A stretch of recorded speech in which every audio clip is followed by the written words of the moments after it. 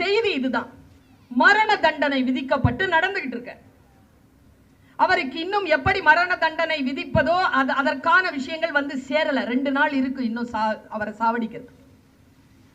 அவருக்கு என்ன தண்டனைனா விஷம் கொடுத்து அவங்கள சாகடிக்கணும். அதான் அவருக்கு கிடைச்ச தண்டனை. அவர் பேரு சொன்னா உங்க எல்லாருக்குமே தெரியும், சாக்ரட்டிஸ்.